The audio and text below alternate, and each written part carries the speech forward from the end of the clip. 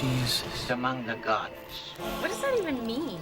It means you need to understand. That you believe. That does make sense. It's meant to entice us. Yes.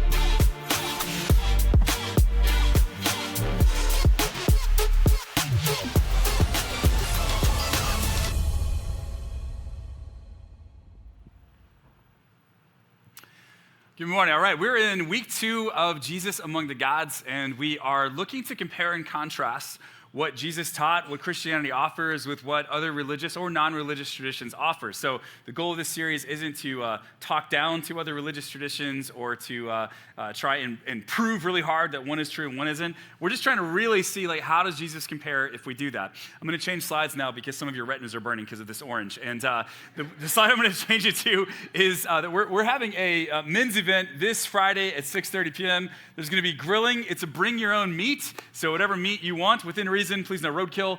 You can bring that with you. And we've got grills, and you can grill it yourself, or we've got other people who are love grilling, and they'd be happy to grill it for you. And then we've also got it's bow and arrow tag, but Nerf bow and arrows. You won't leave with blood spurting out of your body. Okay, so it's that you can do, or you can just hang out, sit at tables, eat some dinner, chat with some other guys. But that's happening this Friday at 6:30 p.m. I'll be there. A bunch of awesome guys from our church are going to be there. I've already had a lot of conversations with them. So if you have not connected with some of the other guys in our church, they're an awesome group, and would love for you to join us there.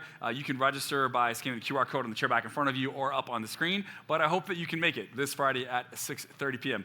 Last week we looked at are all religions basically the same? And that was really the only question we were trying to wrestle with. And last week we determined that no, you may agree or disagree with different religious traditions, but what they teach is so at odds with one another that you can't say that they are the same. This week we're going to ask the question, what if there is no God? Right? What if what we really need to consider isn't a religious tradition, but a non-religious set of beliefs? What if there is no God? When I was wrestling with faith in my 20s, I was on a bunch of atheist forums and talked to a bunch of people who were atheists and read a bunch of books about atheism by atheists. And one of the things that I kept coming across was this kind of meme of the flying spaghetti monster. A lot of atheists were essentially taking this idea that they worshipped, they said, it was a joke, they worshipped the flying spaghetti monster. And you really couldn't prove or disprove the flying spaghetti monster any more than you could God, so you might as well just believe in the flying spaghetti monster. And some amazing artwork came out of this movement. It's just glorious, the flying spaghetti monster. And they would say things like, may you be touched by his noodly appendage, right? So I started to read about this stuff, and I found it really interesting, and I was starting to wrestle with whether any kind of faith in any kind of religious tradition was something that would be logically plausible. And as I was wrestling with questions, I was talking to other religious leaders and other people even who I looked up to when I was younger, and I was asking them questions about the Bible and whether it was reliable, and about did Jesus really claim to be God or not, and has the movement that started in the first century, it's been corrupted now, what role does church play involved, and if God is real, why is there so much evil in the world? I was asking all of these questions, and maybe you've gone through a period in your life where you were asking questions like that as well. And maybe your experience was similar to my experience, which is that many of the people I talked to about these questions were not helpful. And it took me a while to figure out why they weren't helpful. And here's the bottom line reason. I was asking fact-based questions. I was asking fact-based questions, like, how did we get the Bible? Where did it come from? How can I trust it? I was taught when I was growing up by a lot of people that the earth was only 6,000 years old. Certainly didn't seem to find any proof of that in any kind of science book that I read or any kind of examination even of DNA or the human genome. So it was I was asking questions about all this faith tradition stuff, fact-based questions. And I wanted a reference. I wanted people I could study. I wanted things I could read. But what I received were faith-based answers. So I was asking the fact-based question. I was told, you just need to read your Bible and pray more. That's a faith-based answer.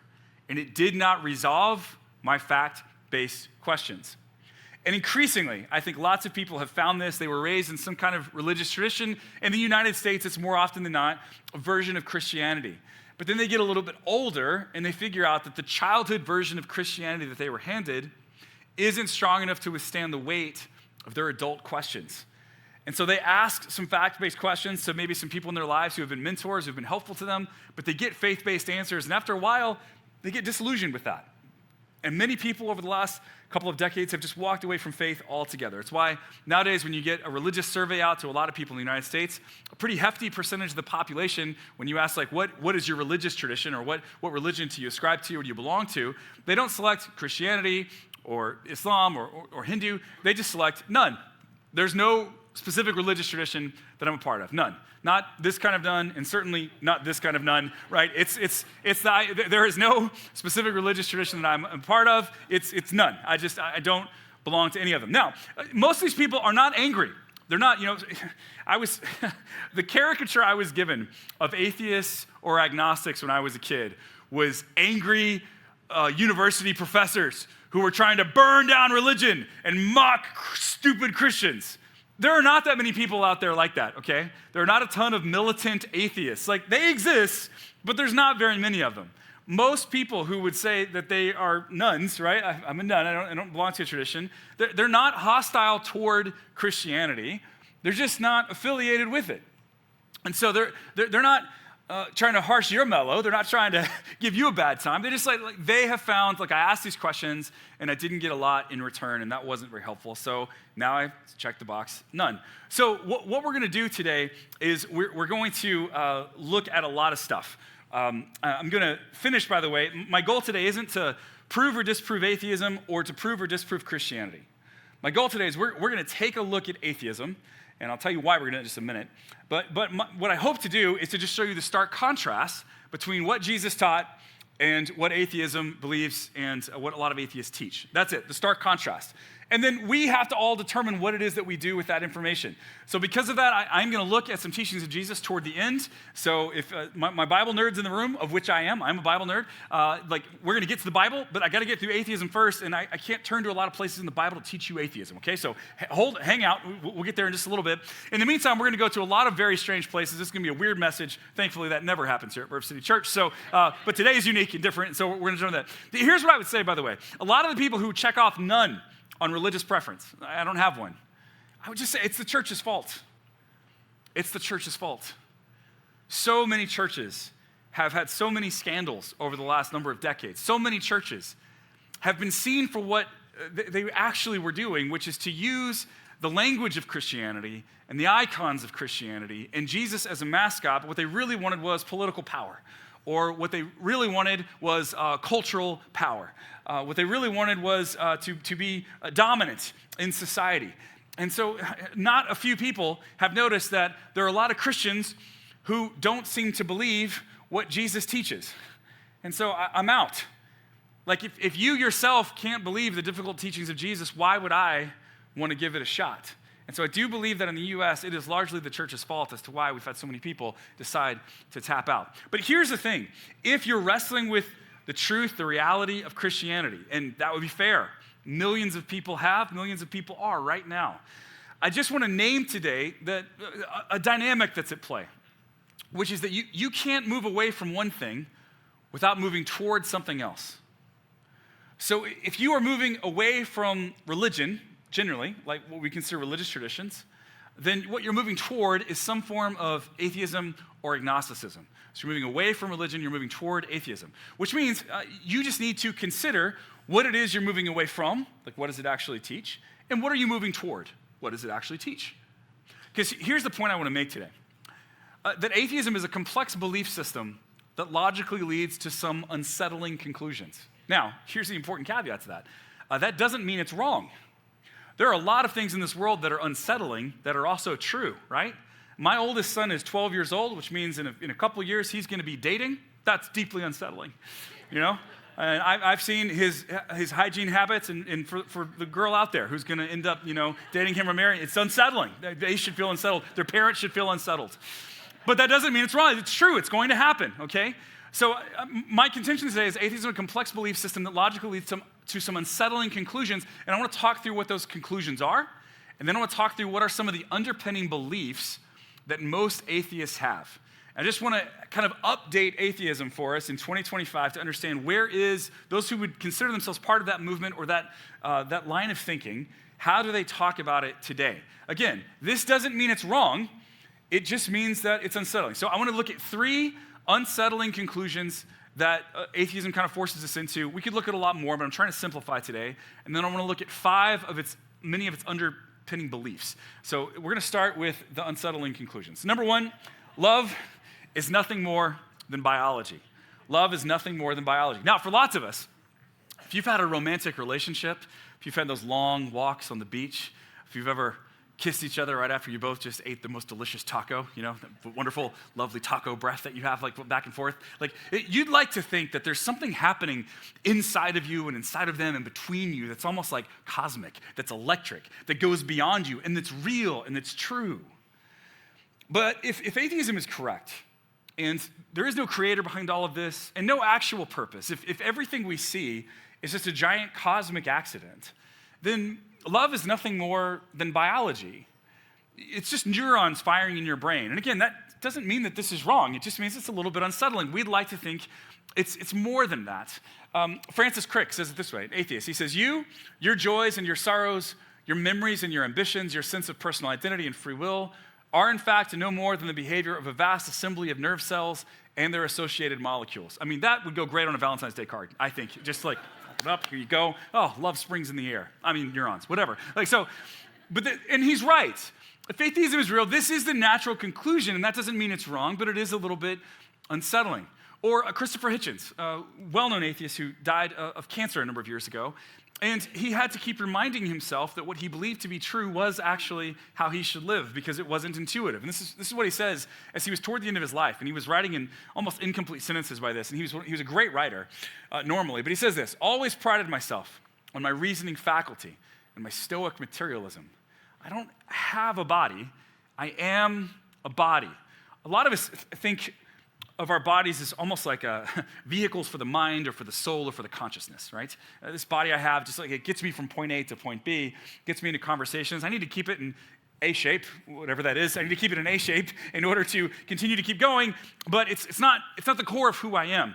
But if Hitchens is correct in a materialistic view of the universe, if everything's a cosmic accident, you don't just have a body, you are a body. And you're separating your consciousness or your mind from your body isn't real.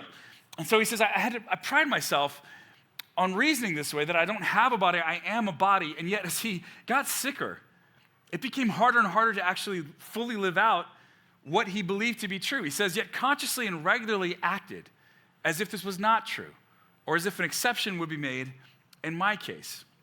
So if materialism is true, if atheism is true, you are a body.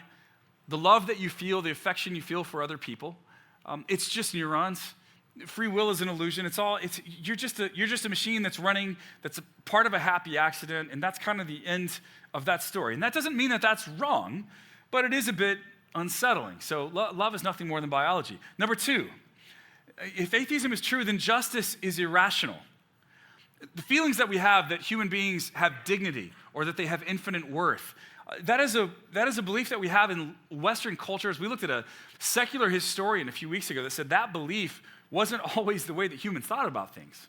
That belief arose from the teachings of Jesus and the writings of Paul and some of the early church, that we've been largely shaped by that. But if atheism is correct, then any feelings that we have about justice or what ultimate truth is or human beings having dignity because they're created in the image of God, that stuff really just kind of goes away. And most atheists with eyes wide open agree with this. I'm not trying to create a straw man here to tear down. Friedrich Nietzsche, one of the most famous atheists of all times, he writes this: value judgments concerning life, for or against, can in the last resort never be true. It's like if you're gonna make value judgments about morality, if there's no creator God, if there's no moral center to the universe, then you're just whistling in the wind. They can't ever be true. It's just your opinion and my opinion.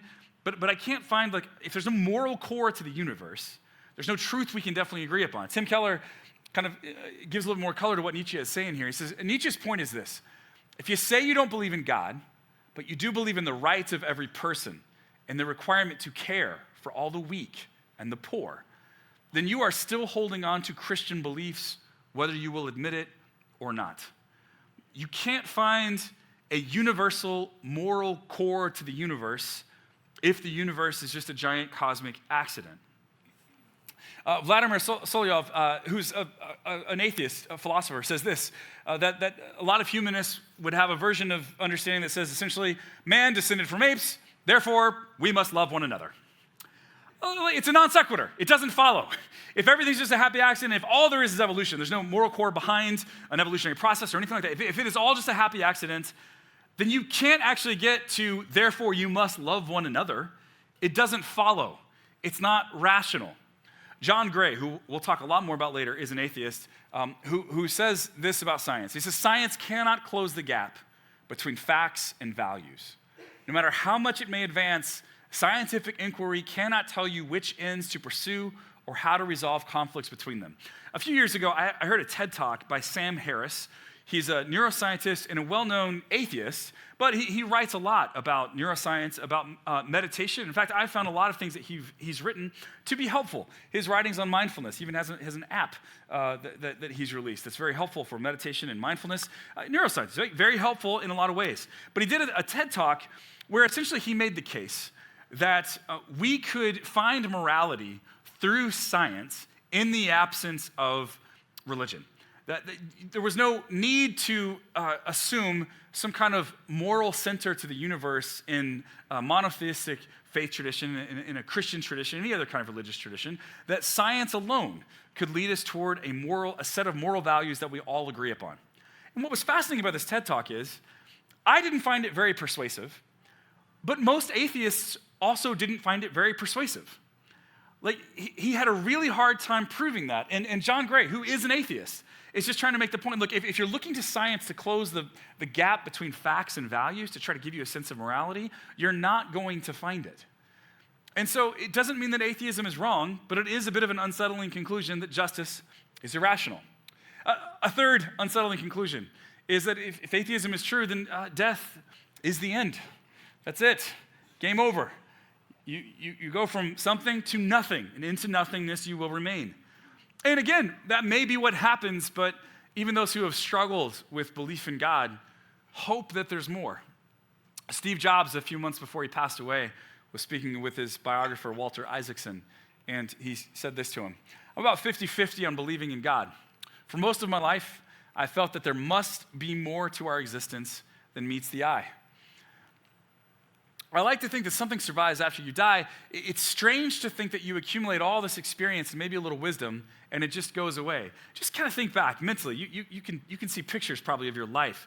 Think of the people who you've loved, family members, friends, perhaps romantic interests, maybe a spouse or children. Just see some of their faces in your mind's eye for a moment. All of the love that you've given and the love you've received that accumulates over time, that helps create a sense of your own self. Think of the time you've invested in learning skill sets. You know, maybe you're great at photography or at teaching or at running a business or at leading a team or developing software. Think of the skill sets you've acquired and all the hours that went in. Maybe you're really good at Call of Duty. Whatever it is that you find that you're really good at, you've really sunken a lot of time into. And what Jobs is saying, like, it just seems like such a shame to give and receive all that love. To pour yourself into learning to be good at something, to accumulate wisdom and knowledge over the years that you could theoretically pass on and help others along the way, and then you die and it's all gone in an instant. He says, but on the other hand, perhaps it's like an on-off switch. Click, and you're gone. Maybe that's why I never like to put on-off switches on Apple devices.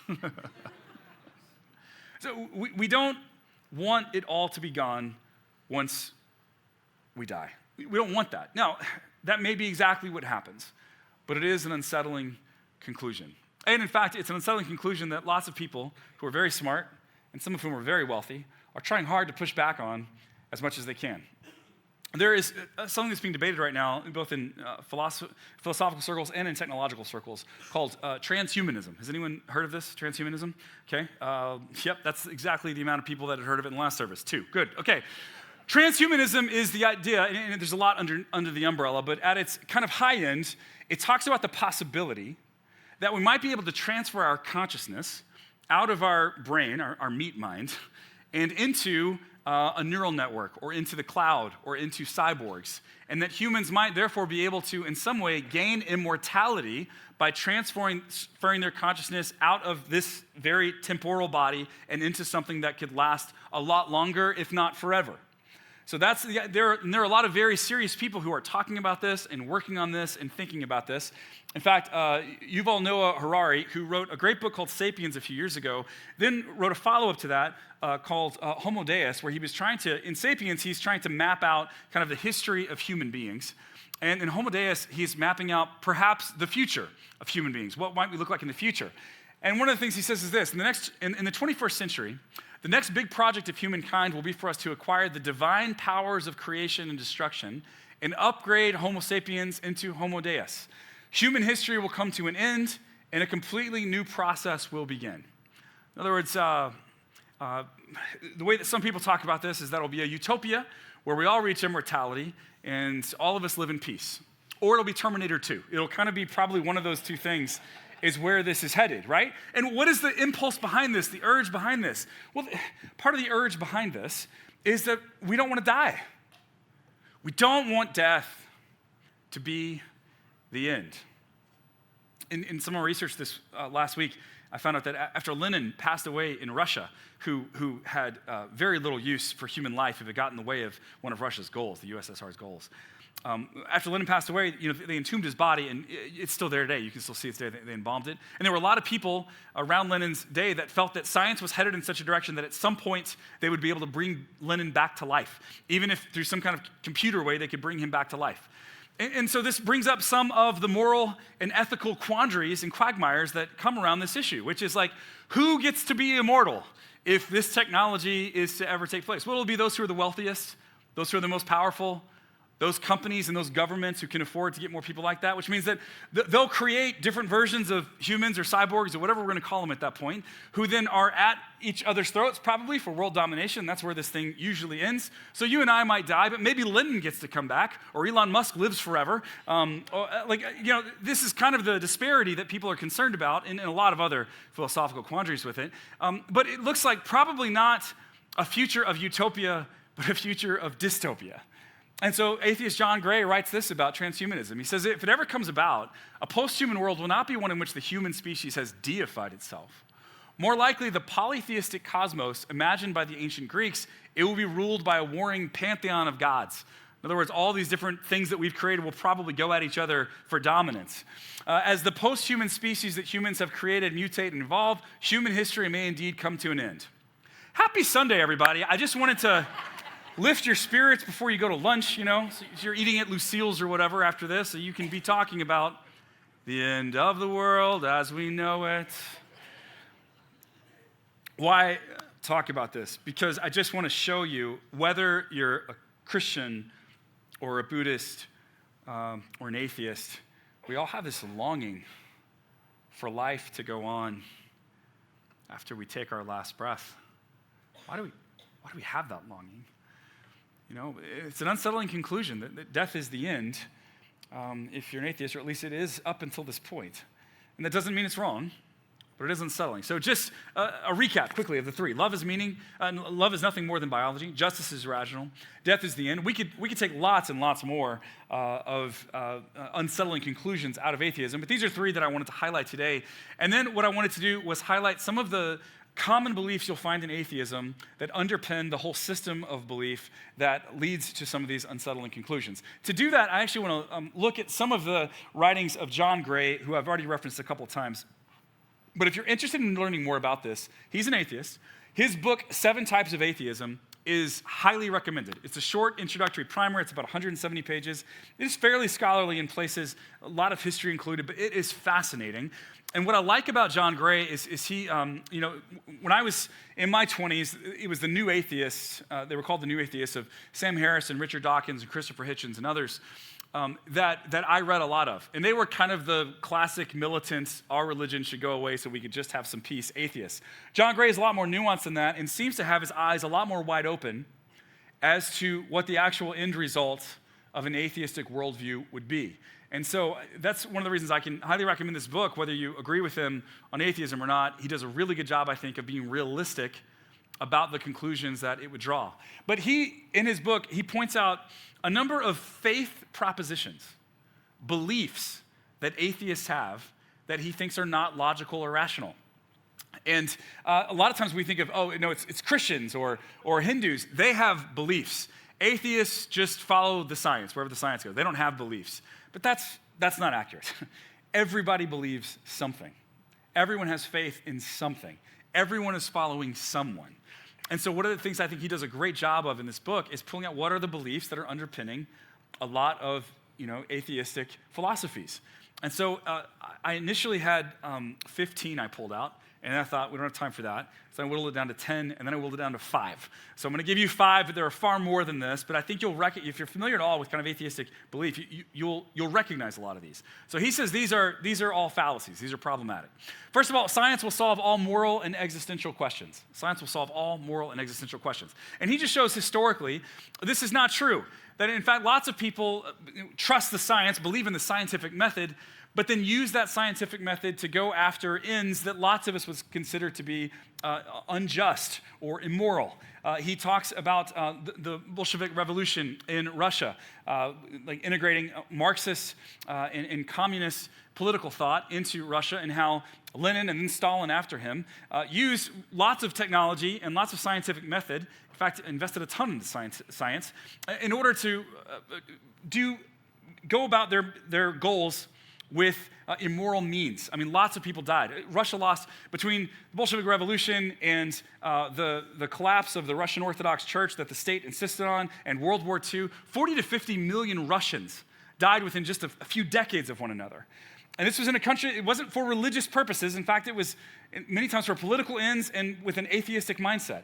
He shows that while Hitler manipulated some of the Lutheran churches in Germany in order to manipulate the people, like his fascistic regime was not in and of itself religious. It was a more atheistic starting place and mindset.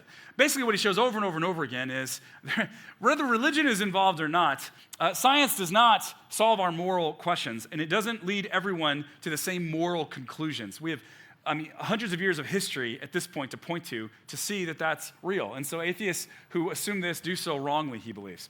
Another one, that human beings are inherently good or perfectible. Again, he would point that the idea that humans are basically good.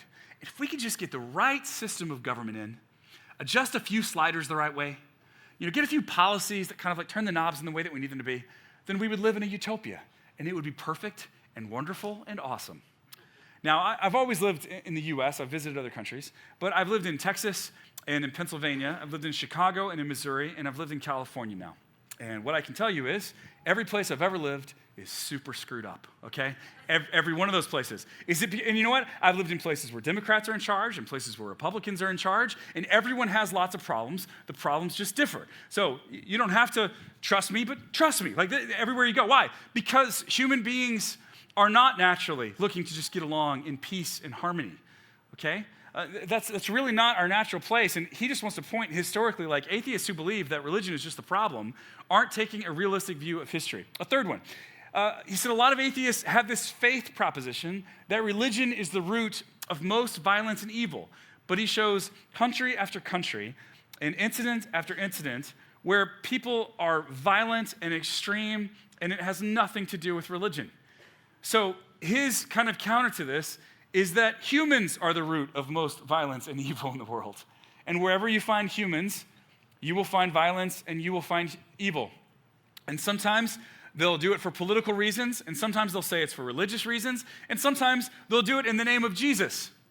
But when they do that, it's not because Jesus is the problem, it's because of a completely warped view of what Jesus calls you to being used as an excuse to do the thing you wanted to do anyway. In the name of the one who said, those who live by the sword will die by the sword, in the name of the one who told us to pray for our enemies and bless those who persecute us, empires have risen up and said, in the name of that Jesus, we will therefore conquer all these enemies and kill all these people for our political purposes. And they're totally at odds with the message of Jesus when they do that. But a lot of people thought, oh, religion is the problem. John Lennon, one of the Beatles, had this song that came out called Imagine. It's like, imagine there's no religion, imagine no heaven, no hell. We would all just get along in peace and harmony. No, we would not, you know? You ever been to a football game? You ever been to a little league game, right? A little league, like there's no religion involved whatsoever, and you got dads on opposite teams that want to murder each other in between innings. Like that's, no. Religion can be used and manipulated to contribute to the problem, but John Gray, an atheist, remember, would say that religion being the root of most violence and evil is just not historically accurate. Like, you really have to turn blind eye to the evidence if you believe that. A fourth thing, that humans have a special place in the universe, And he says, a lot of atheisms move toward humanism, where what we really want is the flourishing of human beings, because atheism believes that humans are special. A lot of atheist movements believe that humans are special. He said, but there's no actual reason to believe this if you don't believe in a creator God or a moral center of the universe or, some religious tradition that's pushing humanity forward. There's no reason to actually believe that humans are special. Dolphins are special, and octopus are special, and cockroaches are special in their own way. There's no reason to believe that humans are any more special than that. We're just special in a different way.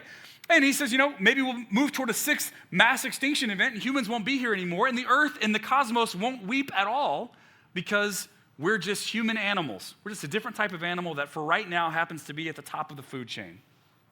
Again, doesn't this morning just feel like a warm hug? Like a bubble bath? He's like, look, if you're really an atheist, you don't have a logical reason to say that humans have a special place in the universe. We have a special place on this planet right now for this moment, but we've only been around a few 100,000 years. In the grand scheme of the history of our universe, that's nothing. And we could be gone like that. And atheism would say the universe would not weep, because why would we be special? The final thing we'll look at today, that atheism leads to greater tolerance and peace. And he just shows time and time again that this is not true. And in fact, a number of atheists following the Enlightenment period, and I was going to show some quotes for this, but some of the quotes were so disturbing, so racist. It just felt like I didn't want to bring them up. I read quotes from different philosophers and authors who have contributed mightily to human philosophical thought, but who were incredibly racist and would have had thoughts along the lines of eugenics, that some races ought to just be wiped off the planet because they're clearly not as good as other races. And these were atheists. And a lot of them, and they just believed that was, if you just took a cold, hard look at the world, that was just where it would lead you. And so he says that we have evidence over lots of years, hundreds of years at this point, that atheism does not necessarily lead to greater tolerance and peace. You can have some atheists who are tolerant and peaceful. You can have others who are not.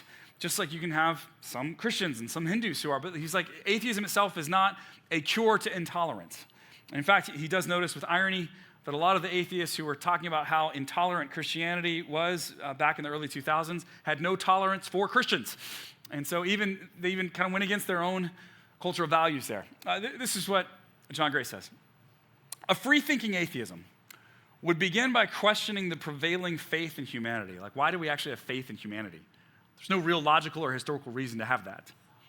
But there is little prospect of contemporary atheists giving up this reverence for this phantom. So this is an atheist saying that other atheists have false beliefs, that they believe on faith, that humans are basically good or that we're moving toward a better place, that the moral arc of the universe is long, but it bends toward justice. And he's like, there's no reason to believe that whatsoever.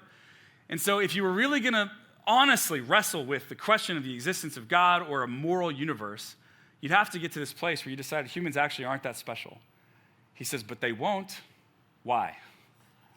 Without the faith that they stand at the head of an advancing species, they could hardly go on. Other atheists could hardly go on. Only by immersing themselves in such nonsense can they make sense of their lives. Without it, they face panic and despair. In other words, this atheist says that the problem other atheists have is they have so much faith in humanism that if they were to lose that, they would have no reason to live. They would lose all their purpose. Now, that doesn't mean that atheism is wrong, right? It is a complex system that logically leads to some unsettling conclusions, but that doesn't mean it's wrong. But here's what I can guess about most of you. Most of you hope atheism is wrong. You hope it is. And my goal today isn't to prove to you that atheism is wrong and Christianity is right, but I do want to put them side by side. And I just want to look for a moment at some of what Jesus taught and just ask how that hits us as we wrestle with what atheism teaches. In John chapter 6 and verse 66, actually, wait just a second until I get there because I give you a little backstory. Jesus is teaching a bunch of people, so he's got his 12 closest disciples there, but there are a bunch of other disciples who have surrounded him as well. And he's teaching them about he's foreshadowing the communion we just took together, the Eucharist we took with the bread and the cup. He's foreshadowing that. But he doesn't give them any context. And so he tells them that if they really want to throw in with him, if they really want to be a part of what he's doing, then they're going to have to eat his flesh and drink his blood. Not his best sermon, probably. Like, they were very confused by that. And so a lot of them just started to walk away. So at this point, many of his disciples turned away and they deserted him. And then Jesus turned to the 12 and he asked, "Are you also going to leave?" You know, probably after Jesus would do a talk, I'm assuming that him and the disciples would get together a lot of times, and we have some evidence that they did. Sometimes they would talk about it. They would ask him follow-up questions. I imagine sometimes he was like, "Well, how did that land? Do you think people understood that? Did they walk away right?" We have a post-service meeting that I have usually with our production team every Sunday, especially after the 8:30. The 8:30 goes horribly wrong a lot of weeks, and so we get together afterwards because we consider that the dress rehearsal. I appreciate all the people who come to that service, and we talk about what we can do better the next hour, right? So imagine Jesus grabbing the disciples together, and everybody else has just walked away. It's like just him and the 12 who are left. And so he's like, "Well, how'd it go?" And they're like, "Well, not your best." Like, a lot of people were really disturbed by the whole eat your flesh, drink your blood thing. It's kind of weird. So are you gonna walk away too? You gonna leave me? Listen to Peter's answer, because it's not that encouraging. Simon Peter replied, "Lord, to whom would we go?" It's like, "Are you guys gonna leave too?" And he's like, "We'd like to, but we have no idea where we'd even go." It's like, no, but then he goes on. And actually what he says is incredibly insightful and helpful. "You have the words that give eternal life. We believe. And we know you are the Holy One of God." A lot of times when we read the phrase eternal life, what we think Peter must mean is that you have the words that get us into heaven. After we die, we get to go be with God somewhere else, and that's heaven. And you have the words that get us there, so that'd be great. But Jesus never really speaks of heaven like that. In fact, the New Testament really doesn't. There's a new heaven and a new earth and a recreation of everything when God renews and restores and reconciles all things. What Peter is speaking to is the new life that Jesus is inviting them into that starts now, starts immediately, but then continues to go on through all eternity as God renews and restores and reconciles all things. So he's like, "Jesus, where would we go? Because you have the words that give us a new life that starts now and goes forever. No one else offers that. So no, like, maybe adjust the wording next time you give this particular sermon, but like, we're here. We're in." Also in the book of Matthew, Jesus is speaking to his disciples and he says this, "Come to me, all you who are weary and carry heavy burdens, and I will give you rest." As I was reading through some of John Gray's work, and I was revisiting some of Hitchens and Harris and Dawkins this last week,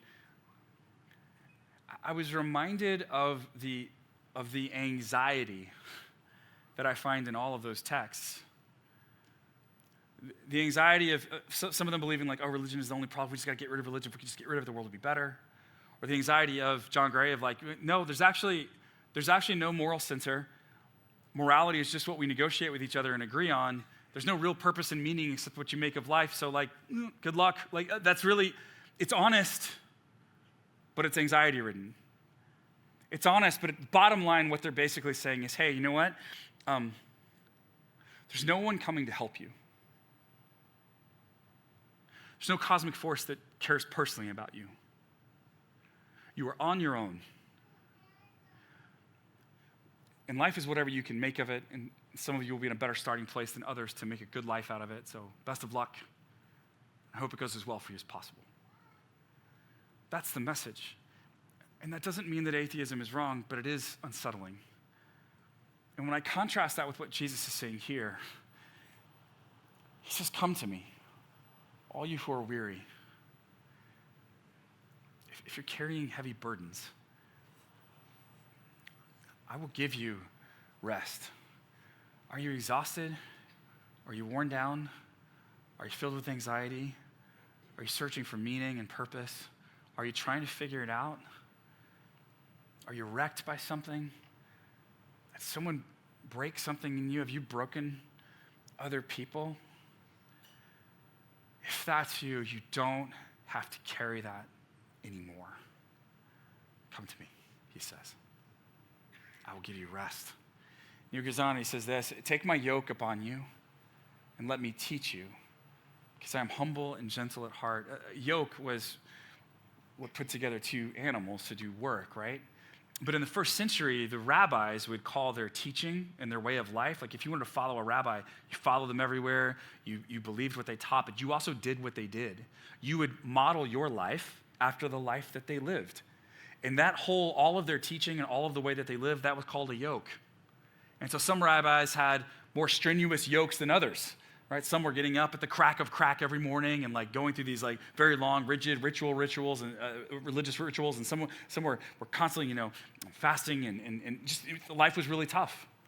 Jesus says, take my yoke, take my teaching, take my way of life. Because I'm humble and I'm gentle at heart, and you'll find rest for your souls. Are you exhausted? Because you'll find rest here. For my yoke, it's easy. It's easy. My burden, it's light. It's not going to weigh you down. And this teaching and the way that Jesus is with his disciples, like it's one of the reasons that I find him so compelling. In a world with lots of religious options and non-religious options, I just find Jesus utterly, completely compelling over and over and over again. A lot of times we think like, oh, well, atheism offers a way to see the world. It's a set of beliefs, essentially, and Christianity is also a set of beliefs, and you just need to choose between the beliefs. But what Jesus is inviting people into isn't just a set of beliefs. It's an entire way of being. He's not inviting you to believe certain things. He is inviting you to be a certain person. He's inviting you into life transformation. And so we've said this before here at Verve City Church, and we'll say it many more times, but Christianity isn't primarily about something you believe, but someone you become. That's what's on offer from Jesus. And that's how it compares and it contrasts with atheism. And that doesn't prove that it's true. But my guess is, whether you're a Christian or not, you wish it were. This would be preferable. We're going to continue talking over the next several weeks. Next week, we're going to look at karma on Mother's Day. Mother's Day will be more uplifting than today was, just in case you're wondering, like, should I bring my mom to that? Like, we won't talk about transhumanism or the end of the world as we know it. You're welcome. The week after that, would Jesus do yoga? And then is this still Christianity? We're looking at different forms of Christianity. So like, is this really what Jesus had in mind? And then can I be my own God is kind of how we're going to finish up there. But I do think that wrestling with these questions is really important. And so we have offered groups. We had a bunch of people, 60, 80, I forget what the number was, jump into groups this last week to discuss this. And if you want to do a discussion group Wednesdays at the Verve or Thursdays on Zoom, that's an online group, you can jump into a discussion group still because, week to week, different topics, and you can jump in anytime you want, jump out if it doesn't work for you. But we'd love for you to sign up. And lots of people did this last week and had a really great time getting to know each other.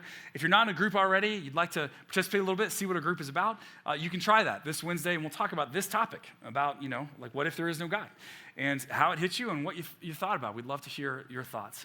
My hope is that this week and in the weeks to come, as we compare and contrast Christianity with these other options, we would be able to really remarkably see how Jesus compares and stacks up when we view him among the gods.